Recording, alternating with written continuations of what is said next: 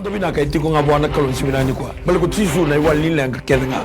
No mo itabi na pambauta. No na itabi na kalon na takamana. Whatever problem, financial problem, or maybe sickness of any kind, because miracle do happen. Greetings in the mighty name of our Lord Jesus Christ. It's so wonderful. It's a blessing, a great opportunity to say hello again this wonderful morning. In the mighty name of our Lord Jesus Christ. To those of you, non-Itoke speakers, that you always look forward to this time of miracles do happen. Or we call it praying for our nation. I take this time to welcome you. I take this time to say Mbula Binaka. And I take this time to welcome you to this program. And we thank the Lord for this opportunity. And also we thank the Lord for the MaiTV allowing us to use the 11 to 12 from Monday to Saturday, every day. And that is to pray for our nation. And I take this time to thank the CEO and also director of the company, Mr. Stanley Simpson, and also those that are working in this MaiTV for the wonderful service that we face every day, just to proclaim and to pray and to serve the people of Fiji.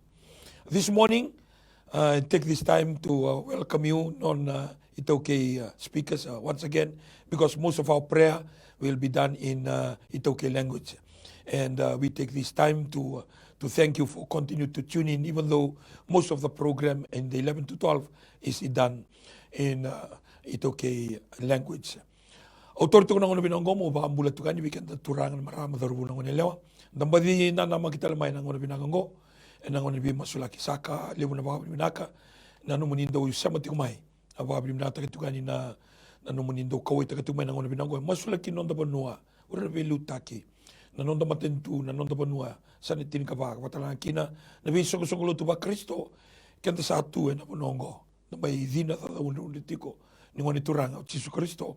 And a singa binaka di kwa. Ona torti ko na ngono binanggo mo sa taltung akina. Pero wakang bulat ko kina, eruan ni Tokani, kinimatay o Reverend Fereti Leo, turang ni Rutuma. Vingarabiti ko na Methodist Indian Division in Navua. Bula binaka taltala. Nakanikaruo taltala nga si Sakiusa Baleinuku, turang ni Naulubatu, minakelo italivo. Lako may susunguloto na Immanuel, Interdenominational Church. Napakaminata ka ni Bula Binaka. Ena matakan ni sini kwa ni mbula binaka rauti ko batake au na matakan ni kwa na studio na live tu kani na sini binaka ni kwa oroni tal au na sureti rau mero ba mbula mandani bikenda ena sini binaka ni kwa naka gaslevo torto na babina binati ubon kalo na buku ni ngau na binakongo babina binata tomanda na besureti ada tiko yani rauni MaiTV kina na kemdini malio na matakle binakan ku o weekend bagi tiko ki weekend kita sar da sar tiko mai na ngau na nama kyongo o weekend bagi tiko na buku ni lotu o wengarabi kabi kadi kina bion kalo na lo men lotu esele bitikerutu mabona tiko ni torang gaslebu ni presidente ni lotu esele kabatang kina nona buvale Vale baka buni bola lebu kena buka ni buni bola lebu. Tiko talangani betal talangas lo mani waswasa limus ngabul kabitu ni lo mani lotu wasele piti kirutuma sabi kinta bagi saka chukani. Kibe kemni sartalangana ital ni beta madaka. Kena belu takin lo mani nonto tu lotu wa bina vale sara sabi kinta bagi tiko kasanu itaka ni bongka ka rongo bina katokani na program go ena lo mani no mani tiko. Kawatan kina lo mani bebu bal ke saralini baba koso kena leni bonora ramba bil tanga baka kino era barong te mai na platform ni Facebook sabe kinda baki biki mani ni ba sar tal tinga mai kino sanu itaka ni nanto na singa binaka bikenda na ya wo binaka bikenda na ya wo binaka Kongo na levo na Fereti Leo ngongo sulit ko na bulan tal gase sa Sakiusa Baleinuku ni ba bulan manda Naka. New-Methodist Christian Fellowship and Navua platform. Around ni may dabi wasin dabi rungo din dom tikina nang Kristo. And Navua kay kadi weekend dapat tikina nakalo. na wakatau tiu tini ngonen sa ambulundol makatuko na kabini siminakan ta torngon binanga mo bikin da bakit na song lutu bak Kristo da bakit sa kena da bakambota na lihat tempat mana lubini kalo na mai mate no tu da katalen da na magitu no le subo romai mena mai kota na no song lutu kwanda bingara da bakabakaru ken chuki na sa kinda baki kenda rara betiko na ya da mana ya da ni biborta kini ngoni turango Yesu Kristo na single bini siminakan da torngon binango mo kenda bakatuko ken na song lutu da tu timi ken na bingara betiko na Immanuel and Interdenominational Church. Kinda bekim daw chuka na executive board ndo mbosi chuka may nanrongan na matakan ni simna ganda. Saba kan ni benaka chuka ni lambosi na baga dortiko na basi kitiko ni bibortai ken bika sa bitu bana gitu ken na klo ken bulan no ni song lutu. Bi song lutu tale so ena kabinda ni song lutu may nambutu tal Joel ke randino sa kinda bekim ro chuka ni song lutu. Ena single buni single na ganda. Kinda bi song lutu tale tal ngasi na sana baga turang omba tal pitiatangi talangasi na sana baka turang ora na tala ure na ulmatua talangasi na sana baka turang asirwa kenamos na tala sera tun romati tonga baka kina nangasi lebu sentala ni ngulab na talangasi su bukla ni se cukup bangande ni sale tao tu na buku ni beka sa baka taratu na keluna na bulan na tala ana riwalui kala ni cukup sarme ngilanje na matakan dai kina no ni bubal ni sa kinda bagi cukup kla ni saya kabi cukup bak mengo bikem ni se matakalele mbak ni sa kinda bagi sa cukup ena tale ni ngoni turango Yesu nda baka bini bina kata na program dana na magi cukup kina na yawa ni nonda na mai widhengubi nonda mai bisotabi kanda mai biusi taka na ipoto me baka na bosom bul ni turanga ka cukup na bos ni kelo do be buke ni dolata no mudi dollar baka bini bina kata cukup na baka na ributu lebu okla ni dono ngona nda masula katumai anda baka bini bina kata kan kena tamata kena bikeni sa baka tambera cukup na kelo na baka tau tu ngono eron inda mai ndomo bata nda mai ululu bata kina na buguni tuku baka rutaka bikenda na kelo menta biusi take meroni lesume na kelo nda rota ni bota baka rutaka bikenda ni takam ni na vitali bitu bikenda na kelo na yawango mena bibor teki cukup na bilingu bikenda na nonel tambo na matakan simna na boleh utal talangasi beranga be masulaki na tigu me vital talangasi saki na sigbinanga ni kuwa autor tal tulungan ngono binango mo ba binanga takana matabu balik ke sara ni soma tiko na programo may na mataka na 8 to 9 kubaga kina kito tiko ni kuwa kapatala kina na rua kina ba ona na kaloko kina mbongi lebu sara tokan dondo family binanga ba lebu na state binanga lebu na soma tiko na programo binango rabo bo family do barong sartu may UK binanga ba lebu na elobinaka binanga ba lebu na soma tiko na programo kima may bulango dito ko kina na lewebiti kapatala kina ibura-bura and platform talaga ni Facebook 19 ni family parang sa may Seattle kim do tiko may USA United States of America binabalebu na Bingarabi binabalebu na Alubinaka ibite tiko kina ruwa na matawale Batikawai family abata kina Antonio family Batikawai do tiko ngori Laudal Beach bata kina Antonio turanga ni Rutuma kimdo tiko ngori irewanga vinaka bagalebu na Alubinaka vinabalebu na Loloma nomdo tite tiko na singa ni kuwa na be singa bagaroi todoko au nuitaga ni kimdo na tauda tiko na buana nimdo tite tiko na were ni kalo vinabalebu na ngarabitabi vinabalebu na Alubinaka na singa vinaka ni kuwa sabinaka kenda sana tiga bu na be masulaki matai kena masulaki tiko na banua mai vital ngasa Sakiusa sanangai taraba na masulaki nondo matentu Reverend Leo from the Methodist Church of Fiji and Rutuma. Ayaw sa nagay masulaka na yangoy Kristo sa ni song lotu na non lotu na kalu sa ambulatiko and non na banua. Au suretikan na mendo thuwa sombu and masu. Hallelujah. Amosak mana. Kimni sa kachoba na kalu ni mami banua. Santina. Kimni na kalu kokoa, kimni na kalu nganga, kimni na kalu ni bilalati. Santina. Kimni sa na kalu ni yaparama. Kemni na kalu ni Isake, kemni sa na kalu ni Jacobe. Kemni na non kalu ni Israeli. Kemami bakatusani, kemami bakamboto, kemni talangan na non kalu ni mamingas. Turang balete ni kunya mai, bakalutukan ni wow ni birarabui, ni main bokoda na lobo ni bikan kani. Ena nomni koko man. Kene be sirek ni ndra ni lubemni. Kemami tambor kapato na katiko be kemni na kalu na program binakango kana ni mami benua.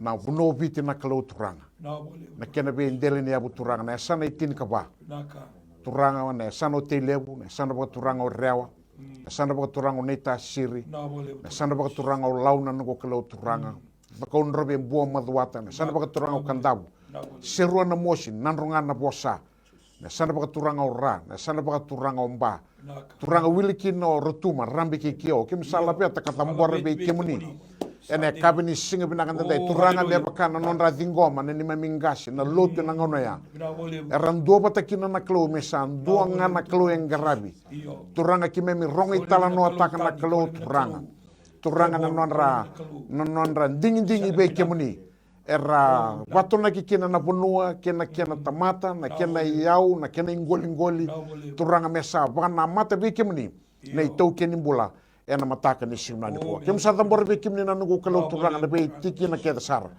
na be yabus na nugo kalau na be koro kem sa lapete be kemni na kalau na be liuta ki keda ira dambe de tiko na be ulu ni be liuta ki na sana tini kaba kem sa tambor ka patona na non rambule be kemni na matene londra na lomandra kena ngondra na nugo kalau turanga me nomuni na mataka ni sigabinani ko na yada ni be batonaki ni lebe muni Yesu Kristo ena mataka ni sing binang dai tamango binang pa lebu kim sa tambor ti kim ni kemami bakam bauta na numni ko mana na klo turanga na tako suti ko na klo na nimami bola na non rambola na nimami turanga na klo nimami maramam bale turanga ni matangali na be turanga ni abusa na klo turanga mena baya do kati ko na numni be burta kini di labiriti ko na rarama ni numni bos na klo turanga kene be ngobi ne lo muni na tambu turanga mena ya na ngona na klo viti me kimami na ngarebi kimni bakayalo ka bakaindina turanga kame kimami na waktu sana klo turanga ka zimbitaka na nomuni nra ko ibesere ke na bukuni ya mana ni be burtaki ni nomuni Kristo ena mataka ni singa binanga dada binabule na klo na matani ko kim sam bitan geti ni lingamuni na beka na klo kuni kila mbata kemami pakam bauta me pakana nomuni posu ni kan ngusin muni profita charmaya ni kuni kaito ni kuni sakilana na nomuni lumamuni ena bukuni ni mami panua na numa me binaka ka sangnida turanga kamuni sulia na bota binaka ni nuni binaka na ngona na ipakatau tu ni ngona na single ni singa na bole na klo na nomuni be bortaki kimem sa baka binaka tanga matani ko kim sakadiba na nomuni matentu na ngo klo turang me yadana lumamuni ena buno viti me yadana tolran roba dada na kene be nyanu me yadana ngo klo turanga na lumamuni ena ni mami panua ni mami ngoli ne yombula le baka kuni sa baka rotanga me malangi turanga muni na rokobi kamuni na bosa pinaki tagin dondonga kina ena bukuni yadana mana ni biala latini Immanuel nomuni Kristo ni mami soro kai bola amen Jesus turanga kito ringa tatu turanga na be masulaki ena singile na kan ko na baka be na wale na tamai ke mami ni sai ke muni turanga na tuini na turanga ni be turanga sai ke muni na kalo ni be kalo na ke muni turanga ni liu turanga ni be mata ni tu ke ngana ni mami kalo ke na be songo ke dasar ko ni sakilana tamai ke mami sa ni sa roko bikina ke mami ba bina kana tamai ke mami sai ke muni turanga na liu bunduandua singile na kan indai ki tu wada bor ki be ke muni na ni mami mata ni tu tu ba bina kan matata ki veke muni turanga na kan tu na nonra na veke ka ke sar turanga me baletir tu da bote ki veke muni turanga ni mami liu turanga ni matin tu me bona turanga na prestendi ke na nona bu vale ke ira ke sar sa vinga rabitu turanga ni bola turanga ni bola ni veliu taki na ni mami klo to sa tauna ki veke muni turanga na nonra bula ni alo loma ni ke wana nova matua na nona bula na ni mami klo ni singa bina ka indai ni veliu taki tiko ni vasina te turanga no nambula na koko sa mai veke moni na ni mami klo na yalo turanga ni rai votu na tame ke mami na rai da tuke na turanga na vika ko ni vina ka turanga mi baka rai take na buku ni mami bunua na vale turanga ni ko ni na baka dor baka kina na buku no nambula ke na no na bu vale ke na no na vali vola vinga rabi na ni mami turanga ke na bu bula turanga ni Prime Minister na tame ke mami matata ke veke moni turanga no nambula na ni mami klo mai na buran tela no nambula da turanga ke ni gete ni abanera turanga na yango ke na yalo na tamai ke mami chisu na sul turanga na buku tege ko kina na tamai ke mami na buku ni tabi ke na vida kadaka ke da sarna ni mami kilo ke to sa badam bor ke veke muni turanga no nambula na vito ko ni turanga ni bu vale na ni mami kilo mai warna marama wanda na tamai ke mami ni alo man ge bosu bakalo ngata turanga na vito ko ni bimbi na ni mami kilo na buku ni kana dolati tiku turanga na dola bimbi ni wana na tegi tiku turanga na vika membaleta na mateni tu leo ni bono turanga no mani bono pina kongo to sama sulaka kina na tamiki mami na bula baka bubale ni koni na ba to de ta tiko na tamiki mami meroni baka de tagi kina turanga na vinaka ni nona vinga ravi na vonua ni daka na ni mami klo na buku ni mami bula na leo ni vonua ni sa to dogo tio turanga na lomani tiko to sa ba vina na tamiki mami na buku na to na nona linga ni vinga ravi na tamiki mami mai vera to na nona minister na tamiki mami kira ke sar turanga na assistant ministers na ni mami klo ni alolo na tamiki mami ongo turanga ko era woni sandingi taga turanga na buku ni vitambani ke sar na ni mami klo mer na vinga ravi kina men non turanga na uku ni buku kila kaki na baka sama-sama ibike muni na tamiki mami ni kereta lengana ni mami klo na yalo ni vinga ravi baka indina na tamiki mami turanga men non na singile binaka indai kau talebi kina turanga na yalo ni dosa sangataka na bika men bolitira turanga mi kimera reidira ke sarwa ka tutu bata na leoni bonua dan turanga ke mamsa dun ruba kina turanga na daka ke sar ni meda kene te boro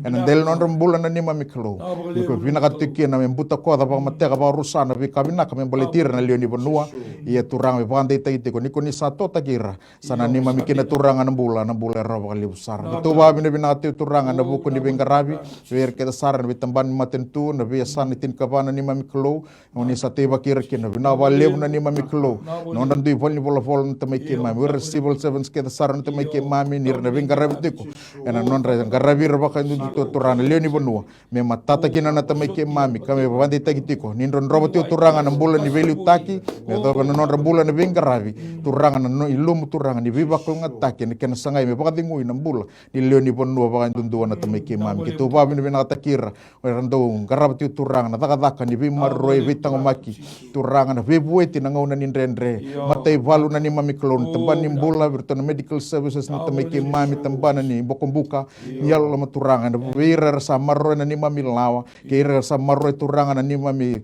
tiku turanga na loma ni mbai na tamiki mami ni yalo loma ni ke voswa klunga tataka talangan on rembula merabang di takatiko ya ki mami erdu wakawale taki na tamiki mami na non tu yang rapat turanga na ni mami buno bina kongobiti ya turanga mum sabata mbor non rembula ke mami merabang di takati na tamiki mami senga ni kawale ko ni wana no bir baka indua ko na bandi takati ko na bubu bina turanga na garabi tabi na singa bina kan ku turanga bina bale ko ni kila na bika ke sar taratu na ni mami buno bina kongobiti na nona itabi na mateni tu na ni mami klo sa levu turanga na ngande ni leoni bonua saba yala nga turanga na non to ingu kina non to kokoa turanga to sa kreni na yado na ngauna erna na lutu mai turanga na duingu sunra ke saran tamiki mami na kena ngandribu Jesu Kristo me tako soba turanga na lenga ke mami lawo duruma e wande tagi kina na tamiki mami sai ke moni dondo ngana wal ni mami lenga ngona ni tu mas ni wa bine bina kan single bina kan kuwa wa bine bina tagi kina turana no moni velu taki Jesu nei bambula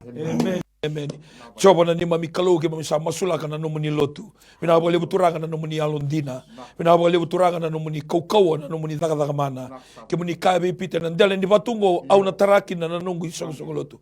Nomuni lotu sa kau tamai na rara makina ni mami banua. Sa lutu kina na moto, sa boko kina na lobo, sa oti kina biba kanika, be kanika kina biba kaloma taki. Sa mai daba kina na nraki ni mbula ni buto kasambasi ka kina rarama kina ni mami banua. Mina boleh bu na nomuni ni lotu na bole turanga na binga selebu ni biso so lotu na kena bi bali bola na kena bi tal ngase urnan daw ni binga rabi sa baga bi nakatagi be kemuni hena siga bi nakani ko lotu seleviti kerutuma o na Assemblies of God na ecclesia ka lagi na lotu kabitu na bi pentikoto do turanga sa dambori be kemuni hena siga bi nakani ko bi na bole turanga Ira no muni tamata era do vaga tiko era kalibaga tiko era tukune tiko era vesiko tiko era vengara bitiko membaleta na no muni lotu na ni mami kaluna kena vuna utaki na no muni bosa na kena baga do utaki tiko na ni mami mbula ena be singa ena be madawa ena be bula kena be ambaki sadambori na no muni lotu me zina zada une tiko me masimo tui na tiko na ni mami vanua ena siga bina ni kwa sama ikolevi na zambo ni sorma kawa o na grabi kalo matakao na grabi kalo teboro na grabi kalo senga ni ndua na betena era baka dalingana ka senga ni rong era baka matana ka senga ni rai era baka lingana ka senga ni dakadaka era baka yabana ka senga ni lakorawa o samai talaragi lebina o na idaba da moni sor makawa ni mami banua malatani sa dambe mai na nomoni lotu sabsabana ni mami kalo vi baka rara matakibo ena singa binanga ni kuwa bina baka lebu tamango na singa ni ndai me mbula me kaukawa me dhaunri tigo me viso kina na mbula ia na mbula me lesu veke moni au sa masu turanga na singa binanga ni kuwa ena kaukawa ni adha moni chiso ena kaukawa ni adha tamu ena nomoni nrasa masaba turanga me lumuti kina non rambula kuira kautaboli na itukutuku binaka kuira baka ndewa takatiko na itukutuku binaka ena vi songo lo tuva Kristo kuira ndau vuna woli kuira na ndau ngase ni woli kuira na ya apostolo sena ndau teilotu kuira kena profita kuira na ibaka tawa usa masu na nungu kalu pili kina kuira na kena ngase ni woli turanga ena vi area todoko ni office ni vingarabi ni nomuni lotu tabana ndui usa masu na nungu kalu ni kemuni na toso kemuni na dhaka mana ena siga binaka ni gobe tuva kena wamalai me rongo na dindi bara me raital na matamboko turanga me kema me raida me mami saraba na dhaka mana baltani kemu sambula ni mami kalu siga binaka ni kwa kemu ni kabir na tisepeli uira sabaka mbauta na dhangu ena murira na dhaka mana so seni baka takila kile so erna dhea murira na teboro ena dhangu oh era posta taka na bibos tania so oh kera tomika na ngata seraka ngunu na kaya nganga sara era senga ni dakina ni rebi masula kitalanga ena mbula na tomate binabole mutamango na siga binaka ni kuona no muni lotu sambula me kaukawa me ado na lo mamuni matan tudi kalo me mbula take na bura ngo me ado na lo mamuni bura me bakasa daka tiko malo malangi binabole mutamango na siga binaka ni kuwa na no muni lotu me kaukawa me tosla kina ndua tal na level ni bengarabi o turanga chisu me kauta mai na mbula me kauta mai na sautu me kauta mai na bagadeu ena ngona ndende ke mami dhuruma na pandemic effects sa tuna siga ni kuwa o bura todo ko turanga ia na tamata nrobi kemuni ena mbula balta kemuni na kalo ko ni sa kauta mai na via lati ko ni sa ka do toro mai biau au na toro yani be kemundo ke baga do tangi mai biau au na rongo yani be kemundo kemuni sanga ni tamata muni do wosalasu se lumini tamata do visa na no muni na noma bina bole turanga na no muni lotu me baga nama tabi kemuni ne baga tau toti ni ngono ni mami binaka chuko be kemuni ni mami todo ko chuko be kemuni na kakele ke mami binaka te bura ngo chuko ngabi kemuni kabaga wosibi me baga rauta kina mbula maleta na mbula samber mai ni na dhaba na ilonga lako ni na oti mai na mbula ngo kemuni sabara uta ka ndona bonua sabina ka kaya nga sarbaga leo beke mami bina bole mutamango na siga bina ka ikua sando kai sarokobi na dhamuni ena buku ni programu bina ngo kuni baga tara kemuni kuni baga rauta ka kemuni kuni dola mana kena katumba ena bi korokoro ena bi tigo ena bonu ni daga bi sebura ena lago niki na programu ni bingara bingo turanga mendo kai mi kobi nga kine dhamuni ongona ni tumasu ke tumasu senga sarane dhatani ne dhamuni nga chisu na nito turanga na nito bakambola amen wakan dua tale bekinda bakitukani na tale na ni mbula na ni nganga siko na chisu na siga binaka ni kwa na tale boni muningiri maikina na tolu rua vitu 52 toluono au na katale tolu rua vitu 52 toluono se text mai na Diwa seva vitu, rua dondo vitu. Telefon indambe 327-5136. Kena mobile 907-2117. Ni wara kitu kuna ngiri, nandola tukani na telefoni, na sigumina kanikua. Auna sureta nga na orono ngitokani sigumina kanikua. Haleluya. Kanga mbita lomandro na kalom, mbaleta na vinaka ni thaka bata. Ni yango i Kristo. Na sigumina kanikua. Haleluya. Nak na babini binata chuna kalo malata ni matai kenda mengarap chunga enda na kalo baru tak kenda na kena bi baru taki sule batana kena lumu kena yalo mendangare bi ko ikina ena bakata uti no enda mulu chikena ndare de tikuna ndine ni bos ni boltamu be bakata buta chikena ndoni same na kena mata binaka ni ratiko baka lomo bata se baka yalo bata na biokan doni tuku mbimbi ena rau ninda na voluta patakina na kenda meda tudoko na yango i Kristo se ko na bunida ndare dane bolta mo ko sangatunga ko mena dakaba na dakada ni romana na buku ni kena baka tumburi na itubutua ni kalo yenda baka binibina kata ni kalo e baka ruta ka bikenda endo na ndrakini mbula ka boskina ne bolta se ko na mbulen nonda dakada bat Ndaba kabini binaka takachukena na matakan simna kenda I weekend na be yang we Kristo enda sama iba kita bitiko. Ukala ni dona ngono binaka weekend. Dona ngono anda masula ka tumai. Me ada ngono bichi melotu. Yang gua obang boten dona platform total. Baka bini binaka kina u baka bini binaka na be yang we Kristo ena muni reboot. Nandoro puno na tega buki na be kai binaka tanakal. Ya obia baka bini binaka chikini be kemni na mataganda na buku ni be yang we kede Kristo na muni reboot ka obang bota ni kuni rongodara na dominikalo na kena baka sotari se baka sokumoni me baka ngana sui mamada en ibola ni iskeli sa teka bu me sema teka mengo kana bu ni kena lebete da kitu ngana den ni rarama ni bosi nikalo bina bale utatal ana muni yalondina en na bu ni kena tuta kitu kuna daka ni kalau nda sama indur tikino go tikino na no gitoka ni go kaltala na maina songsolo tuisila na biang oke de Kristo na dona ngoni binaka weekend nonda mai daga bata ke nonda mai duri bata na bana nanu menda valuta bata na kenta meada se ko na tigu ko mena daga mai na be ndrakini bula sandara ni tungo sanda sarabu tungo na mona libili bana be baka sama sona itukutuku sona bala sambasi ke mai na daruni rei ni dhonga nandina do tukuno bangondo no tukangu tokani betunu ko enduanga nandina there is only one truth sini rua enduanga ni ko santare da sabu kai be lebu tukan nanti na sa rabia pakambaskan mai ndapa kapini binaka na Kristo na program binaka ngoka bikenda na bital talangasi enda sa kadi bitu enda sa duri tu na bakata tu tin ngoka menda na reida bata na buno ya baka na machikin song lu tu kena kenda meda haleluya ndona kai da butu chikopola menda baka ya rangi Obo boto dona ya rangi lebu be kenda na Kristo kenda na iliu ni be lotu menda mai nduri bata menda mai daga bata na bika suli be kenda na kalu ndambe tamanda nandan dundi doctrine haleluya menda reda mandanga na common ground ni bika bosti ni bika na kalu na kena yanga ni kena matabinaka ni da saati ko bata praise the Lord obo kabini binaka ni ondorongo de tunga na turango tartala tu Vulaono New-Methodist Christian Fellowship au kile tal wais nga bat kita untuk bingkar bi bola kay Navua ubab na kero samay so tasarendai kero lulul kero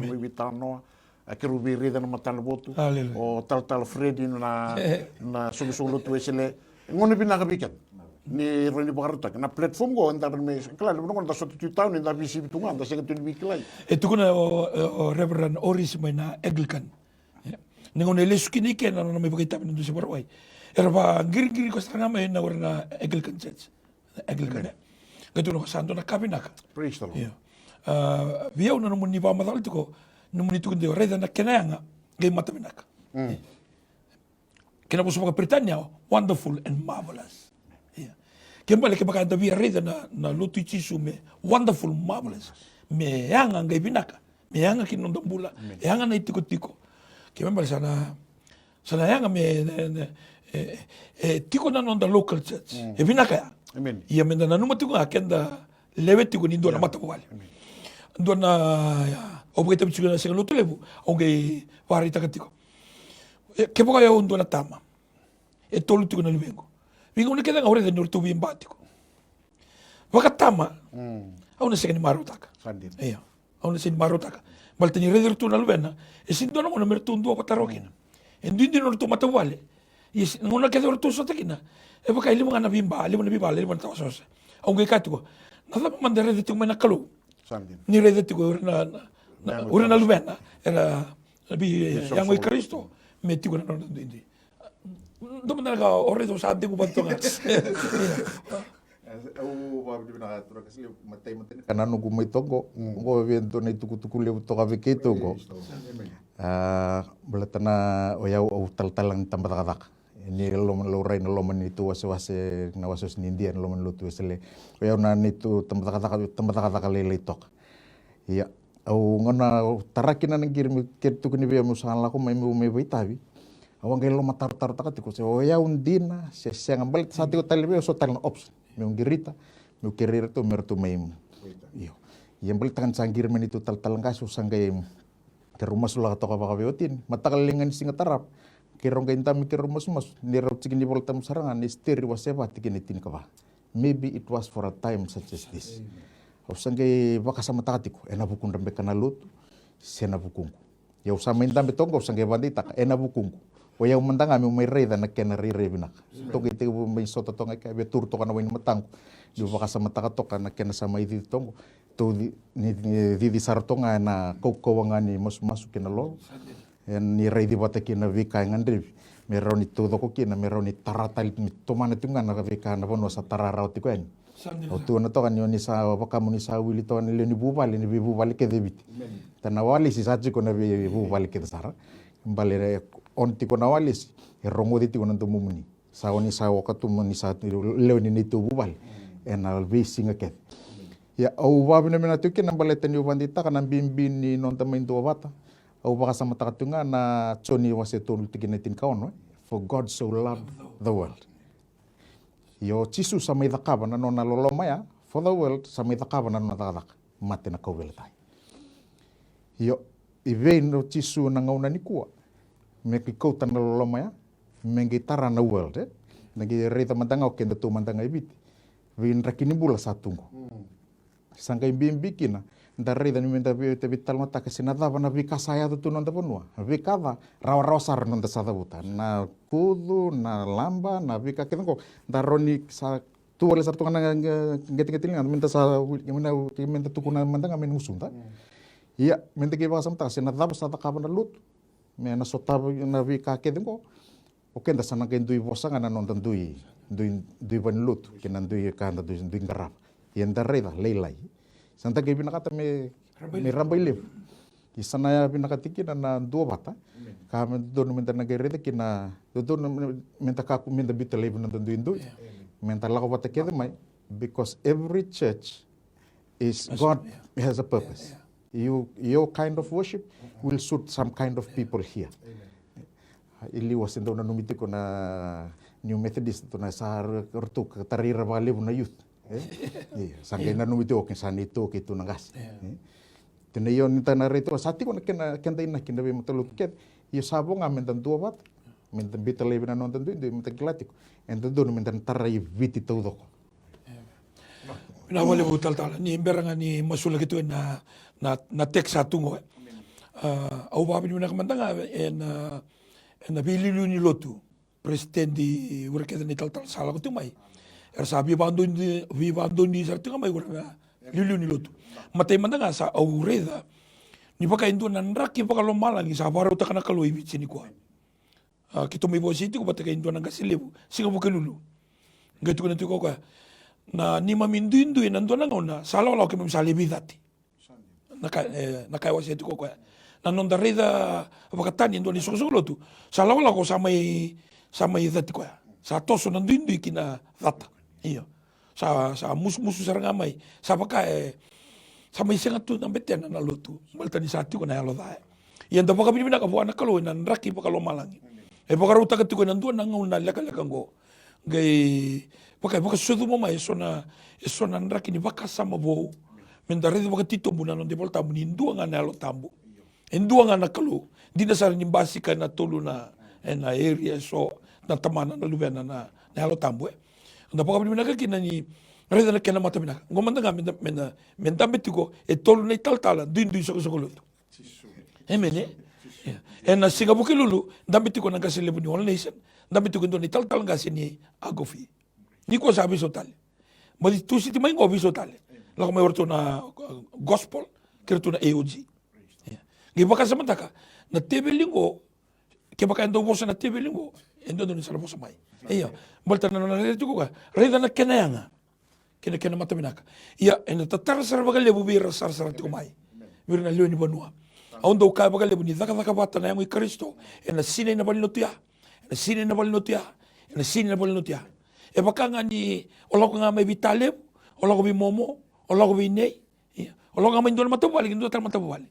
Enducho, iyo, odurundu tiko. Balta ni ko kila. Aundo ka baga lebu. Nangaw se vingarabikina na lutu excelente ba na maka. Lilu ni bibalutaki. Ndong kindal nga ora na pentiko ni rasongo. Au sa andur tilonga. Ke ngarabitiku ike o chisu, ngono ngo lutu. Ke ngarabitiku ike na kalo ngaraba. Au na durundu. Balta ni kila ngarabitiku ike o ko kadikina apa tamangwe. Kembali senga nindua na kai ndo me bagalati. Sanga i confirm takabia una lo tambo na runa ondolu ka ba. au lako Israeli o moni suriti sara mo liba kita bisa nai non dituku na matei wali viti or tungi kauti au na soti na ve kemba todoko ina kemba todoko e tutupo te kada uniform ora kai Ghana ora kai Nigeria kai Australia kai New Zealand kai viti kai Nepal tutupo te kada ena tamban ranga e sani mo wimbe ka sen matau ngai tonga kina na kuila ni non ramatentu na non risale toto bata non ra kake toto bata na non ra skafe toto bata na kake de toto bata non sa menta mtino sa ngai ronemba kina nungu tata mai taltala 2004 ngai mo sabe una lo tamu na nungu lotu ndon me bango na ya ni lotu ndon ndo na kalele walenga malte mengarbi ngaki na pokabina kana itabili lebu kina itabili lai ena bisinga ko embimi na ka zakatiko sei ko na kena bogaru te kitiko ne alo kina kadi lebu sei ko mera oti na bulango mera oti ko lo malangi ya ko pokabina kina usabe di pokabina katali beki munrau na munrau dingoma na vesurete na simina ni ko mera ngani te buna bi masula ndo tala ka bi wase ni mera ni ngai yo pombote ni sakena ngono mentana daga batikina metana na pakasama ni ndua te na tora na mbola ni tamata yandundua na tora na mbola ni tamata yandundua ena na daga tiki ko mai ena reivo tu lebu ko sa te bu me andongo na manroi ta tu na kalunga e baka mbua otu ende sa baka me rara mai na itukutuku ya na kena bena kata chuna kalumba ta sanda pa mbota na be baka takil ke de sa tu buru ndai sa tu kuno chinga sa boru listal mai no de baka mbol darongo da be itukutuku e sambimbi kini weekend na bosa ni na dagango nando bate kani tamate andundo e kani tamate andundo sini kani songo lotu e sini kani berlotu e kani tamate andundo e renda sini chingna na berlotu e le vidanga e andundo ndicho kwa bimbi kini na bosa nando bata sina elo bata membasika ma elondaru na nandoru ngandre bekendar membasika na elon lem ni bika kadi bikenda bat chukina nakal me baka o kanaga chugo o kanaga chugo beda buta talendai na ngona kanda ndo masula katumai na isong nda baka pili bina kata udamu chuno robo sembibi na mbikeni sa baka tandra bo chuko nakalo en bulan ni song to na New-Methodist kala na song to ko dana ba mboto na ngone te bumikina lebu ni taltala data lebu ni taltala sinin do bata sona ndrakini mbula iyo nakalo ndo ngendo baka kata tu maranda do na kalelia me se ndana redi mbako kenda ni karirida kwange do baka kata nakalo obe babili bina kata kimni tel gen taltala na nomuni rongo darao erao ni ndanga baka bina ta nakalo na tamata ko endeo chikni lo mani kalo wana kena baka ririta kina lo mana taurirai wana burubura ni rirei ndambulu chikni o koe kalu yalo sin rai o koe nganre ba dona Moses nganre ba koe dona tamata dona Joshua sentura kele mero ni baka ririta kina lo man ya na baka ririta kina lo man to no listal kina baka sa Moses chikni nambula ni nomu nanelo nanu baka yomai ke mabale na kenda na bi song lutu kena bi ngasle na bi tal kila nangongo o pambo tele ni tal sa na kamango sa tega bu me mboror iyo na kama na tarapa me na kata na ka kwe chupa publiki ta nanro e na tega bu bana renga tako ko nan retamo ko e wiranga ko ra nambuka nga na daunde na ngata nanro na ka obe tu kuni chuko o pambo ta nango tal lebu na ngasle ni tal sa rebe katsar nga mer mai chiki ni program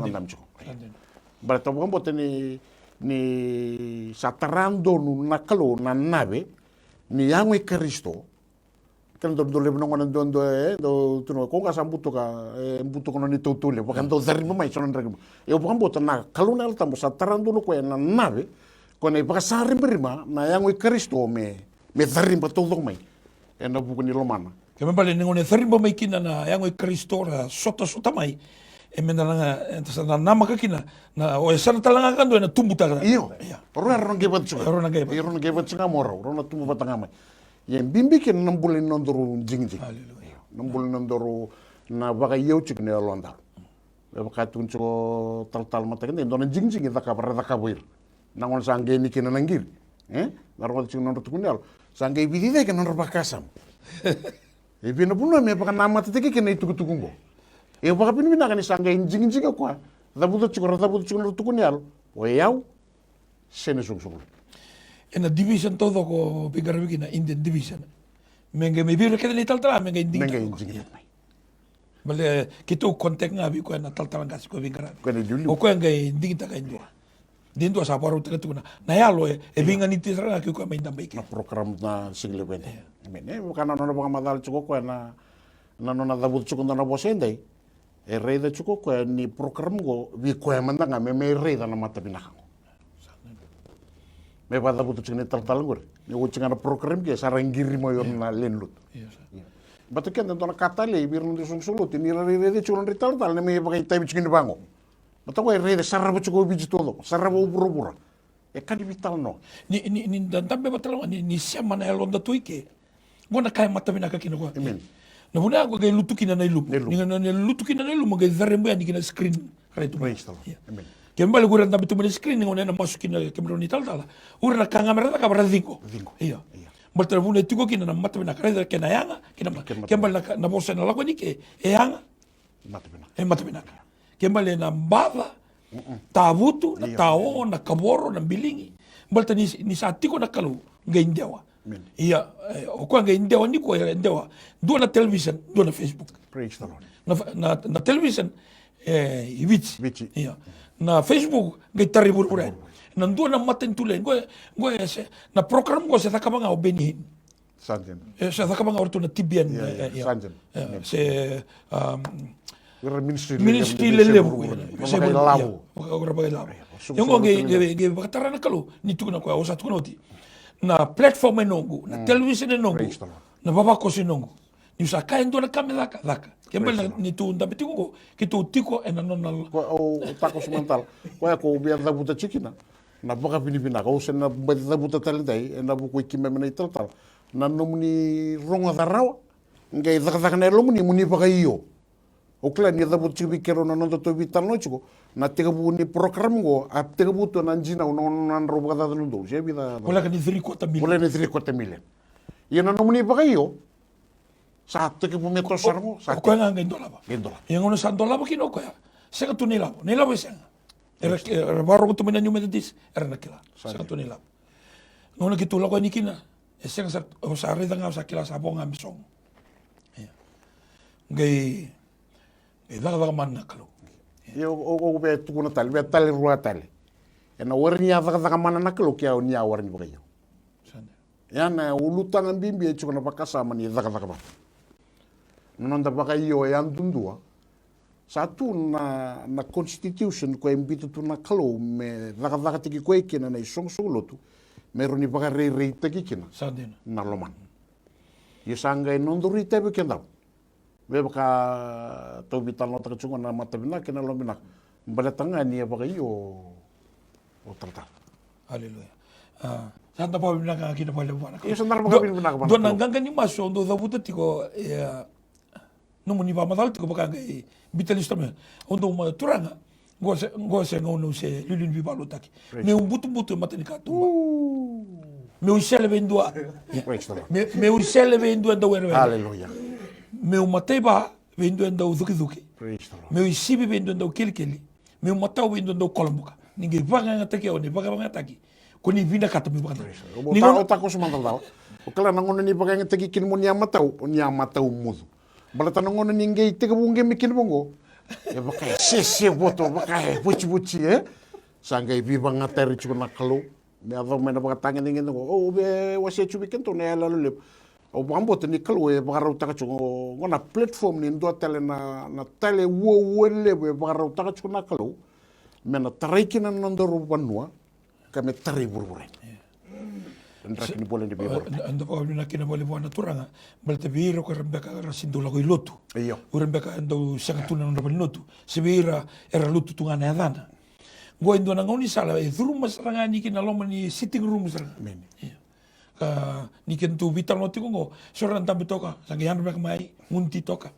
Na kalau na lago tenia. Ko sini kawaita na ka ka ka banambo.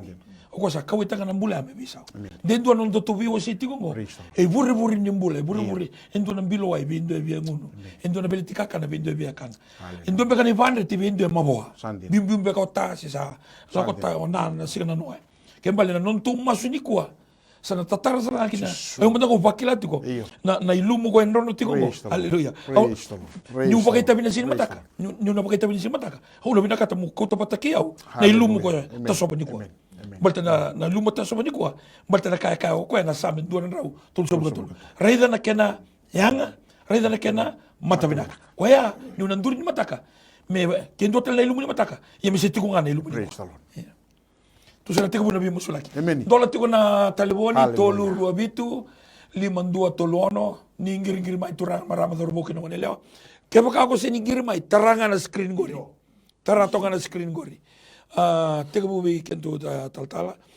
Meroni baka bisuki tiko en punida. Na bosa muri kina nonambula. Do tale o serra. Endo lebu na nona baka las tiko itumba. Ya, gona non rabi ambula, sabi na katasarang amin sa tukuna ngamay. So na kausa, kena katolu, I am Jack and I'm currently in process of buying a piece of land in Malamala in Nandi. I need prayer. Tolu ya, ni berinti ka bu, tu sana, yan nimbula binaka. Nimbula. Yan nimbula binaka. Nimbula binaka tatala kasi. Iyon yung nimbula binaka. Musang nasi Leo. Iyon, bula. Kira mo select sa tunga na singa ni kuwa na warang tunga na wito kunyalo may bi kanto ke tanang talent palo. Ni ko tunga na wito butu wag nung nangolen na lebi sikubir na dinu usong sebulutu na wono bendare cikina. Isa. Don endrele bo tungo na Berto na bibu pale usiko ba donen rele uti lego na alo ni wele alo ni ra ndum besim ba ni randu besum ba men ngir sale sonong sandule obstakun ro telefono sonong sandule mosla ka turang ni gai tarangan na ron rametana ken do wosinga ken na wosin kalu Sandono. Pembiangan na utang o kira ngai mosla Pinakasara mga lebo tal Fereti na bi masula kitu ni kuwa baka bauta. Na yalo e nona tuko na kalu kani volta ba nongu na yalo keda ngani yalo ningasi kina yalo ningoni tal Fereti haleluya naka ba lebo turanga chisu Sa tu so muturanga na baka binabinak na bingangan na kita sarana ni mamiklo sa patikilay may na ni mamiklo na puno binaka di bingkara ko na wali kito badang bor kibike muni na bula to manda turanga na bukuno na bula mereoni na ni mamiklo to sa labeta na no na bula ni sa kila turanga na rendre la ko ruma na bi kai be suki kina turanga na meda kina tevor na ni mamituranga kito don ruba na dai chisu kristo na be yabu ke da sara sa mai ba buna tiu turanga kena mai besuka na besuki tiu turanga na bulongo to masulangan na ni mamiklo ni alom ni sereki koya sereka nona baka sama sereka na tamay ki mami na lona na ni mamiklo sulia ki be ko turang kito boso ki na lona na tamay ki mami mena tu daki na ni mamiklo nona turanga na mbula kabakan dita ki na turanga ni na bosa daka na tamay ki mami na nona mbula na ni mamiklo ni sakila ni sabi bako ko ta ki may biki muni na ni mamiklo na walebo na ni mamiklo na buku nona mbulo serra to babi na tamay ki mami nona ndaki ni mbula na tamay ki mami esa non bula turanga na bura esa raida turanga na bisangata ke dengan andra kini bulong kosa na no turanga ni sabi naka ni sando donu to sa don ruba na tamay ke mami na kena re na ni mami klo ke to kere na tamay ke mami turanga ni ko ni nangay baka ram ta na tamay ke mami na kamida e bakila ti turanga na andra kini bula turanga ko ke to sa kere na ni mami klo ni ko ni ga baka wai dala ta talenga na bi sema ke desar kina bi yang turanga ke bi bula ke desar rabi na rabi semati ti turanga batiki koya bakayalo na ni mamiklo kena bana nan ke sar mi dabo ibu butaki ena single bina kendinda ki to ba bina bina na tamay ke mami kena no nambulo jek na ni mamiklo atata tiko ke ke ni nambulo ni tumbu ko ni sa ya baklong atata ko kina oni sa bandi ta kina turanga na bunu sa na magiti ko kina turanga may malamala na ni mamiklo turanga kena bika ke sar na ni tamay ke mami may na gelera na tamay ke mami na batulewa turanga na yalo me na solikina na kena ngarabi turanga na kena pepa ke sar na ni mami turanga me adaba turanga kena yau ke to sabada bor ki ke munini alom na ni mami klo ni sereka ke sar turanga na vesu ke sar ni meda na ni mami klo ne tubu na Kongo me bandinan dinambula no nambula ni sakila ni sabarra ki ke muni ko ni sabaka tumbur ki na turanga na nona yala hala na bale na ni mami klo na single na kende ndai ki wana no muni tamata wari taga tiu turanga na kawai ni alona na tamay ke mami na buku non rabakambulai na ni mami klo na nona linsip na tamay ke mami ke tu babi na binaka na tamike mami ni senga ni alo lele kino koya ya sakawai na tamike mami kita usa ndoma na tamike mami na yalo ni wele na tamike mami yalo baka wele na tamike mami na vude sa turanga kita usa ndruba na singele binaka ndai tu ba sereka kina turanga na kaukoni lomo ni na tambu me lako na tamike mami baka nrata na tamike mami ya balata mera nana makitiko na singele binaka ndai mena nonra kina na tugu binaka ni mbula na ni mami kalo me yanga kibera na buku ni mbulongo kabatang laki na buku ni mbula samber mai na ba bina kibe ke moni na be ka ke dengon ko tisu ni bambula amen kero boka dengo na daka mai na hotel kero boka biotini sa kero tiko ngango e vale kero tu ngana boka dengo ni kalo kina ni rombula doya o silika bo diboli na tobi mate e boli mbo e chiko bula wata kena o tabali go tobi mon ni soni ai tol en dona ngiri tiko ini sambula binaka bula ni bula binaka halo sambula binaka ni bula binaka mai krela me masna ke laga tiwara nangu hivi na nangu ndabuni mbudo sandono sale terasa tiwara me na get le bawo na biru le sene kino sraga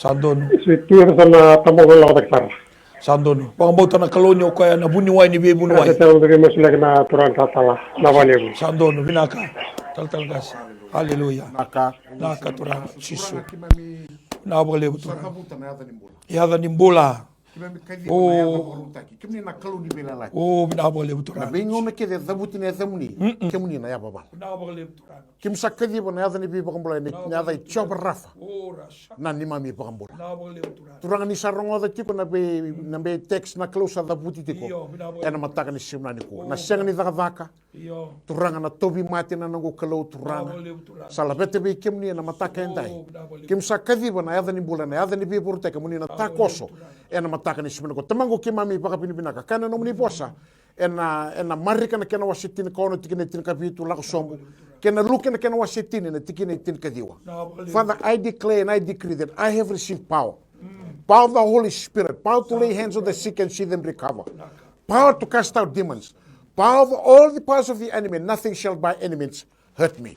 Turanga na matakani ko au sa dhabuta na nomuni bosa ni kana kalau turanga kemuni oni na baka ready to ngana nomuni boss me ka chairman wa sendo tikine rus na tikine tinkarwa that you are watching over your word to perform it sanduri kato sanduri na nomuni tamata na nomuni boss tranga oni ka ke le ruobe kem do loma batani krendo ka o kemuni oni na baka dora en mataka ni simna ko turanga kito sa dambora kapatona ka be kemuni na be ker ke sarna kalo wambi bi na nambola nomuni tamata ngir to me na mataka ni kuwa na be ka tarati ko na ngada na kalo turanga na mataka ni kuwa turanga ronga da binaka kito sa baka keto sa rota na yalo kedenga na yalo bele kedenga you spirit of hell and death ronga bina ko iko na yalo be mai paka totonga na tiko na mbula ni tomata ronga bina ka sa somioti na isau kede membelata na mbula ni tomata ena ulo no kalbare na runo ndol ne bak sauti kakena na ngoni turango chisu na choni ke na wase tinike dio ne tikine tolo singa bulu sawati na bika kede mai paka dori me somikina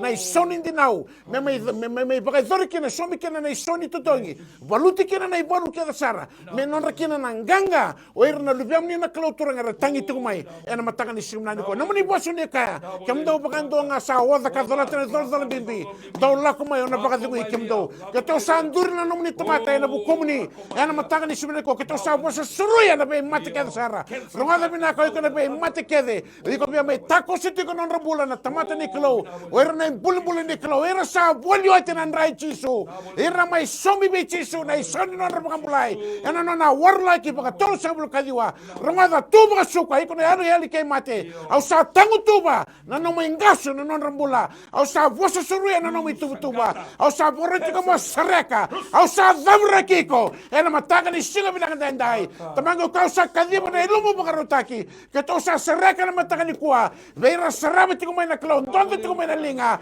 turanga me sama tiko na klo na be borotaki ya na bula muni na kovi ka bos binakata kina. Tamango kem sapa kabini binakata. Kalau na tambu, kem sapa kabini binakata na nambula sayado. Kem sa seraka na matagal ismen kuwa. Holy Spirit, we release your power. Father, we speak healing in Jesus' mighty name. We speak restoration in Jesus' mighty name. Tamango kito sa masuk apa kabini binakata na nomo ni bebertagen. Atau mana ni bebertagen ni bebertagen Yesus Kristo nito isoro kay bang bola. Amen. Amen.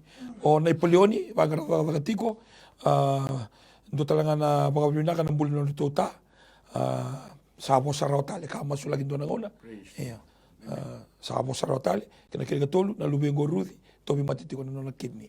Hallelujah. Pe kamu ni barong tiko mai ke bakani sinir rumai bakambauta taranga mai na screen beranga tal iya mai dua tiko san dua ni bulan binaka. Iya, sambul binaka. Bulan binaka now. Halo. Mai, kita sabar rong tiko. Iyo. Mai. Kere mai. Bulan binaka tala-tala. Yo, bulan binaka.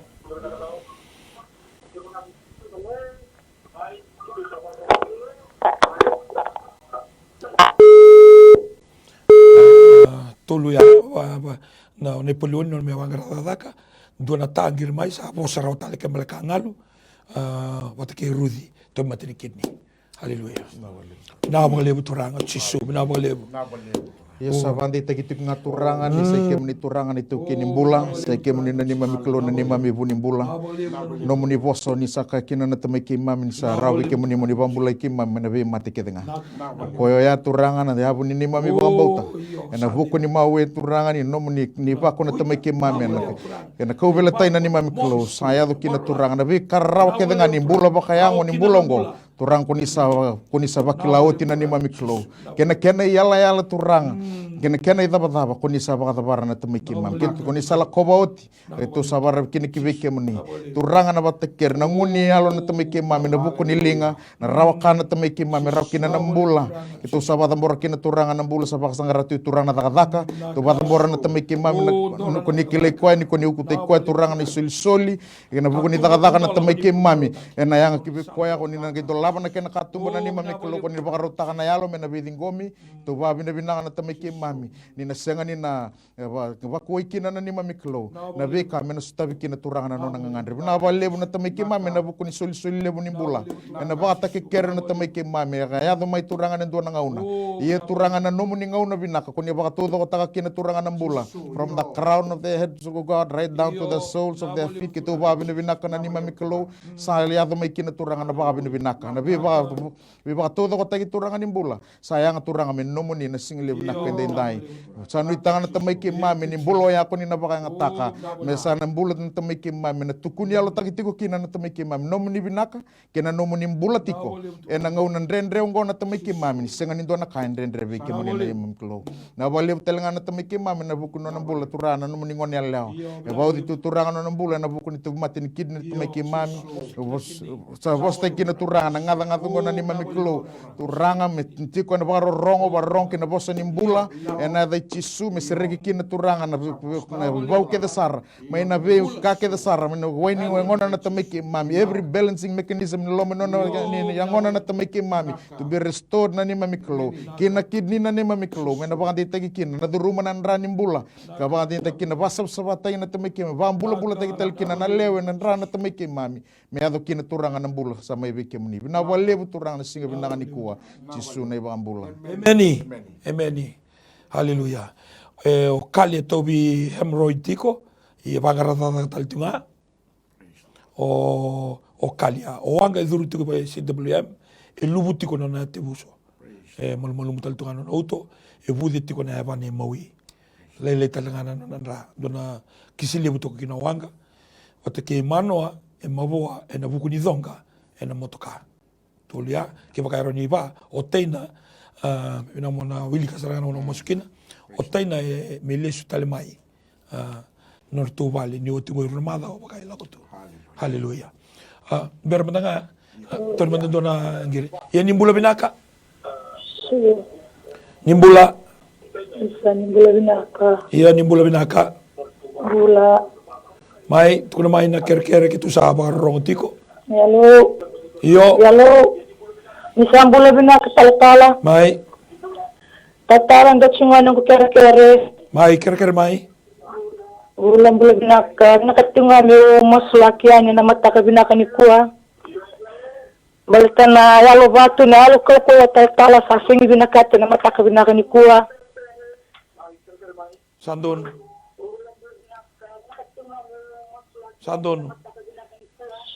Tala, mai. Haleluya. Pinabagaling mo na nung kalo na singa pinakadikuha. Pinabagaling mo turanga, chisu. Nando bata na nomni tamata. Na mataka ni simna ni kuwa na buku ni ngangandri. Turanga ngangandri tikumikina na nomni tamata ka kito sanduri na nomni wanga. Na mataka ni kuwa kito mata tiki kemuni veira na ibaba koslotu veira na bembula bagandundua. Keri tikumay na mataka ni kuwa ka kito sa bato na katiko na kalo turanga. Na buku ni yada ni bela lati kito sa bakatambuikina. Na yada ni libe mnio chisu Kristo tambora kini be kimni na mbula na wanga turanga ka durti na pale mbula na CWM lubu tiko na na tibusu na kalo malmo lubu na pamni uto bude ka mosi tiko na evani mawi ka lele tiko na na kalo kito sala bete be kimni na na mbula ena mataka ni singa binaka ni ko kito bang bauta na kalo turanga na nomuni ndra ko libe reke mai na ulub no kalibari ko tiko kina na mbula me bakai tiko na bono ni sor wasitin kapito na tikine tin kandua turanga kito sereka na mbula na iwanga na matani kwa mena baka sabsabata kana na mbula me tebu mai na burandalana me zabra kana geti na bana turanga mena baka sabsabata kana na tebuso mena baka sabsabata kana no kalo turanga na bana mawi turanga mena baka ikurita kana kalo na nra ko lele tiko na mataka ni singa na ko kito sa don ruba na elo ni yeli ke mate kabia mai baka dala mana tiko na kalo na mbula ni wanga na mataka ni kwa kito sa talraka kito sa bosa suruya kito sa borota mena sereka na mbula ni wanga na mataka ni simani kuwa na kalo turanga keto sa kerana nomuni be bortaki nomuni ndra na kalo mina umbi ka bakatambu kina na mbula ni wanga mbula turanga ni manoa na mataka ni simani kuwa na kalo turanga ka maboa na buku ni thonga na motoka keto sala bete be kemuni na mataka ni simani kuwa nomuni bosu ni kai ni kuni sa lako mai me rana mbula ia me rau baka lem sara kemuni ni tau keni mbula na mataka ni simani kuwa kemuni oni amai warlaki baka tol seblu kadiwa me baka mbula ikino mano na nona mbula na mataka ni singa binanga ni kuwa binabale na kalo ni saya do tiko na nomuni beberteka nomuni ala tambu ena baka do kana kalo turanga na buku ni basu ni baka tutusa keto sa dambor tiko na kalo na ndobata na nomuni swani daka ena mataka ni simna ni ko turanga senungule dab na mbula ni taina turanga na kenanga ndrevi be lesu trome na to pale sa oti tiko rona madana na lako tuna no kalo rode blaka taina sa kadialo tiki ko na matani ko na buno ko tuki na taina na matani dange bwana buno ke bisiki tiko ne lomu taina mo lesu talai bale au sa boroti ko sa kadi na matene lomu au sa umbiko na ndrai chisu mo suka ibale ena mataka ni singa bnani ko tamangu lebeta talanga na mbula turanga na nomni banda na kalo ker tu na mataka ni kuwa na yalo kokawa na yalo batu na ngo kalo na mataka ni singa bnani kuwa turanga kito sa dabuta na bosi ni be butuni bana banda ngoka to sa dabuta na kalo turanga na bosi ni be butuni turanga ka moni na tatara kina mbula ya na mataka ni simani kuwa meroni sreki nambula ni yalo kokoa nambula ni yalo batu na nugo kalau turanga kita usah dabuta na nomoni bosa na kalau ni kana kalau turanga bakani tuki ena vorla kana kalau turanga na batu kedanga me burme mete na matakani ko na nugo kalau turanga na batu ni yalo na kalau kita usah bosa ta kana matakani ko ronga na ko iko moka ser na matali ko seraka nambula ni banda ni kalau ena matakani simina ngande teman kita usah paka bini katakan nambula saya do kita usah bosa ta kana bule na kalo turanga na ngada kito sa posta na kalo turanga na bule na thonga na kalo to sa posta na bule na kalo turanga meru na sereki na banda ro na kalo turanga ko lako tu na kalo turanga ke ko tare ko tiko na loma ko na nugo kalo turanga na matanga ni simani ko kito sa posta na bosi ni mbula to sa posta na bosi ni sereki to sa posta na bosi ni sautu mena yada na matanga ni ko senga na tani kito be boto na kikina ena buku ni yada mana ni lubem ni chisu ni to isoro kai bambula. Amen. Pinawale na turanga na marama dorbo na ngone lewo kilani kita sa ato matala mai na awo binaka. Sa mai dengu kina sa tombo kina tiko na ngauna ni wakai yala la tunga na ngauna kito do tiko kina may na tsini ka doang agi, na tsini ka ruwa ka to sabi kalau to ka bakalaylay, na siga binangan ni kuwa. Yan ta baka binangan ko ba na kalau ni siga binangan ni kuwa. Ano na takatamana, binabakali mo my television, CEO, kapatalaki na Mr. Stanley Simpson, kapatalaki na bikam doon na crew, do bingarabiti ko, bididi kitiko, na matakan ni siga ninday. Kapatalaki na biro na tamatan ni kaluro tiko rawa, kaltalanga si Sakiusa, Reverend Fereti Leo, binabakali mo sana na may tiko rawa na siga binangan ni kuwa. May bikito, na studio itura ke Suva, bikemu ni waro ko mai, mero komendo kai na kaluro matakan ni siga ninday. Ni mode, ni kalubi na katiko, na siga ninday. Amen. Nanondo binaka itiko nga buwan na kalun si binani ko. Malakot sisu na iwal nila ang kakeda nga. No mo itabi na bangambauta, no na itabi na kalun na takatakamana. Whatever problem, financial problem, or maybe sickness of any kind, because miracle do happen.